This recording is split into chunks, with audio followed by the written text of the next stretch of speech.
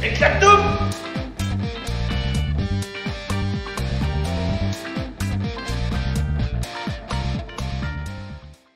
Bonjour et bienvenue sur Eclatum.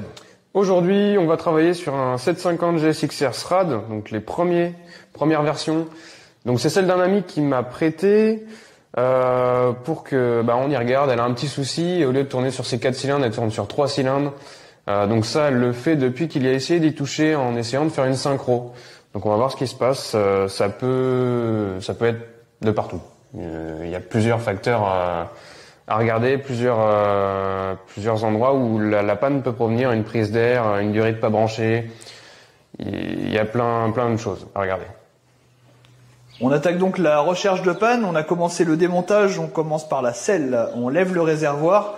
Et là, on démonte la boîte à air pour faire les premiers constats, voir ce qui était branché et débranché. Peut-être un souci donc de durite tout simplement qui a été mal remonté lors de l'essai de synchronisation. Et on va donc se servir à nouveau du LTEC i5 pour synchroniser appareil dont on a déjà fait l'essai. Dans un premier temps, il faut identifier d'où ça vient. Donc, c'est-à-dire sur quel cylindre on a un problème. Donc vous allez prendre un pointeur laser avec température ou pour les plus téméraires, avec la main, vous allez checker au niveau des collecteurs lequel est le plus froid et ça va vous donner en fait quel cylindre a un souci. Donc là en l'occurrence c'est le cylindre numéro 1 qui était le plus froid par rapport aux 2, 3 et 4. Donc un collecteur en température normale de fonctionnement ça va être autour des 200 degrés donc faites attention quand même, ça peut être chaud. Panne elle peut provenir soit de l'allumage soit des carbus. Donc dans un premier temps, le plus facile à faire, c'est de tester s'il y a de l'allumage. Vous prenez une bougie, vous sortez l'antiparasite et vous regardez s'il y a une étincelle et si l'étincelle est propre. Alors pour tester si on a de l'allumage, on prend l'antiparasite. Hop là, numéro 1 du coup. On peut laisser les bougies d'origine dans la moto, on a juste à prendre une bougie qu'on a soit d'occasion, soit une neuve. Forcément c'est mieux une neuve, comme ça vous êtes sûr qu'elle fonctionne. On met la bougie dans l'antiparasite, on se met vers la masse, hop, on met le contact. Et on démarre, et on voit si on a une étincelle juste au bout de l'électrode. Hop là, donc là on a une bonne étincelle au niveau de l'électrode, c'est pas mal. On a de l'allumage.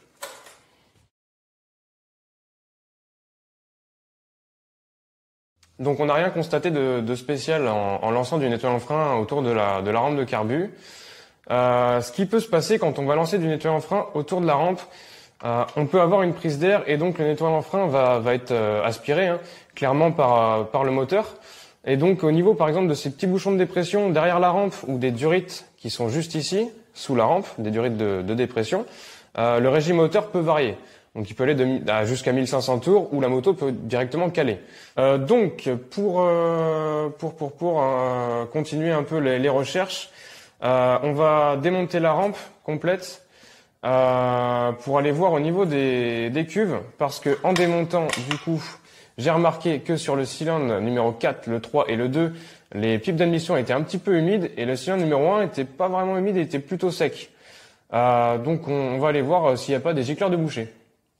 Ensuite, donc j'ai démonté le capuchon de membrane au niveau du boisseau sur le carbu numéro 1 pour checker un peu la membrane si elle n'était pas percée. Hop, je vais montrer ça. Donc au niveau de la membrane, on regarde si on n'a pas de trous à l'intérieur. Donc là, elles sont plutôt clean. Donc avec l'aiguille qui est ici, l'aiguille là-dessus sur les SRAD, on les sort pas. Elles sont bloquées. Hop là. On a donc commencé par démonter la rampe de carburateur, en l'occurrence le carburateur numéro 1, et on a constaté un petit peu l'état des gicleurs. Donc on a un gicleur déjà de ralenti, qui est là. Alors on va essayer de le mettre à la caméra, donc on ne voit rien à travers, donc il est complètement bouché. Déjà premier gros problème. On a donc continué les investigations sur les cordes de carburateur. Au niveau des gicleurs, on est pas mal sur les autres, mais on rappelle que celui de ralenti est bouché. Les vis de cuve, quand elles sont dans cet état-là, c'est peut-être le moment de les remplacer pour pas galérer au prochain démontage. Donc faites-le. Ça vaut un petit peu de sous, vous les retrouvez d'occasion, mais changez-les. On a donc aussi un petit peu de dépôt ici sur les cordes de carburateur. Donc on a retourné les cuves, donc forcément le dépôt est allé du fond de cuve jusqu'au corps de carburateur.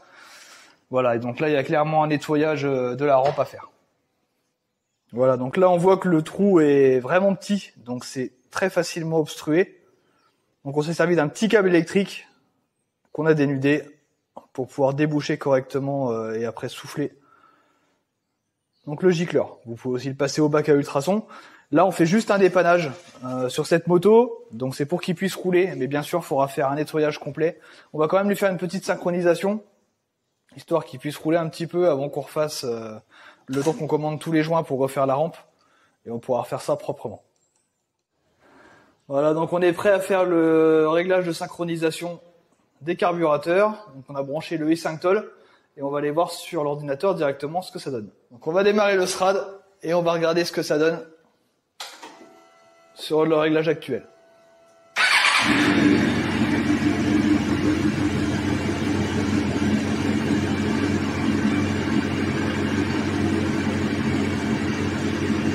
Voilà, hop.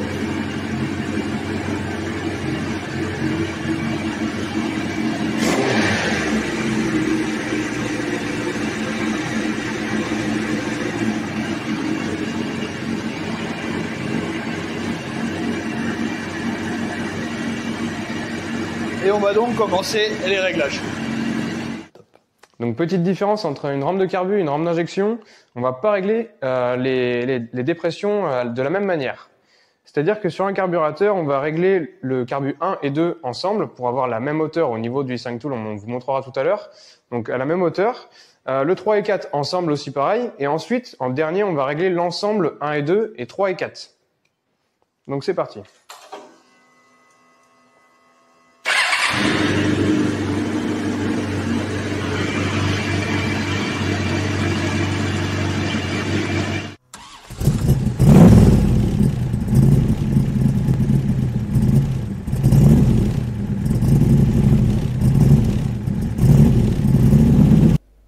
On vous passe donc la partie réglage, on arrive directement au rapport final.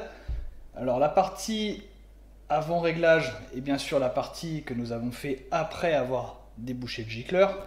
Sinon avant ça ne servait pas à grand chose. On voit donc qu'il y a quand même un écart significatif, donc on n'était pas en vert du tout, donc pour l'appareil c'était pas synchronisé et il y avait quand même un écart qui était un petit peu important.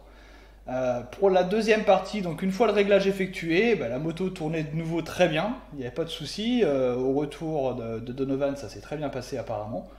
Et donc on est sur une moyenne qui est très bien, parce qu'on est sur le même chiffre pour les 3 cylindres 1, 3 et 4, et on est à 6 points d'écart pour le cylindre numéro 2, ce qui est vraiment minime, et là on est vraiment sur le poil de cul.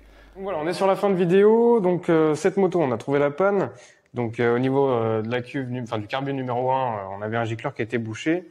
Après une petite synchro et un réglage richesse, les 4 cylindres tournent correctement.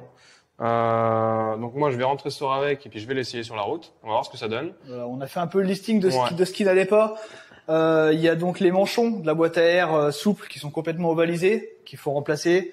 Un kit joint carburateur et un passage à l'ultrason. Dans l'idéal, un nettoyage carburateur, ça lui fera pas de mal. Si on a des dépôts sur le carbu numéro 1, il y en a très certainement sur les autres. Voilà, donc là, c'était une panne un peu basique. On a pu vérifier les bougies en même temps. On a fait un petit peu le tour. On a vu quelques points qui sont à remplacer. Et voilà, donc encore une fois, l'outil 5 toll nous a vachement bien servi a réussi à affiner les réglages. On a quelque chose de très propre au final. Voilà. Donc, puisqu'il nous permet d'avoir un petit rapport aussi pour donner moi à mon ami qui, du coup, va retrouver une moto qui fonctionne. Ouais, la prochaine fois, carbu inconnu, touche à ton cul. À bientôt. À bientôt.